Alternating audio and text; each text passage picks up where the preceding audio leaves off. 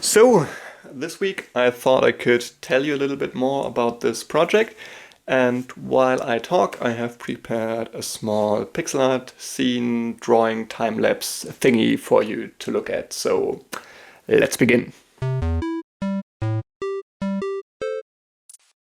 Well, what am I doing here? I keep referring to this as my pixel art project, but that's not actually it. It's also not a game, although it might look like it just a little bit. It's actually a storytelling project of mine, or maybe, let's say, a storytelling project in the making. You see, I've been carrying around this story thingy in my head, and I don't really have an outlet for it, meaning I don't know how to tell it yet. So at first I tried writing the story down, but with that I felt like it didn't really do the story in my head any justice. I also tried illustrating it, but quickly reached my artistic capabilities here. My next idea was, well, YouTube, which brings us to this channel, which I started as part of the Alphabet Superset Challenge. Link in the description if you want to learn more about that. And yeah, so this is just the build-up to the storytelling I want to do eventually. I'm still not entirely sure how to tell this story, but I'm working on it, so this channel is basically me figuring it out. So why am I doing pixel art for this? Well, honestly, at first I thought it might be easier and more manageable than hand-drawn illustrations, which it is not. What it is, however, it is more, let's say, sustainable than classic illustration.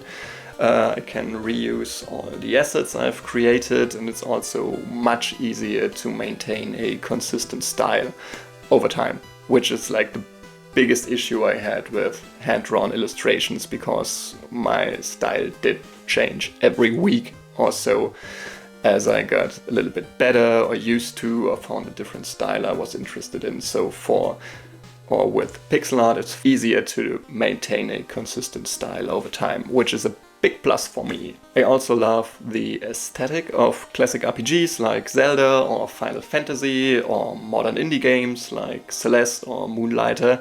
And since I had always planned to include some RPG elements into the whole story, yeah, it was like the perfect fit. Also, what's great about pixel art is that you can rather quickly set a scene and be very specific within the limitations of pixel art, but there's still a lot of room for interpretation by the viewer. And that's what I think it's really interesting about this and makes it a really great illustration style for the storytelling I have in mind. So yeah, that's why I'm doing pixel art here, or learning pixel art maybe. Still figuring it out, it's kind of the theme right now, so yeah, enjoy. So what could you expect from this project, from this story, from this channel going forward? Right now I feel like I have figured out a nice and kind of appealing visual style for this story, for this project.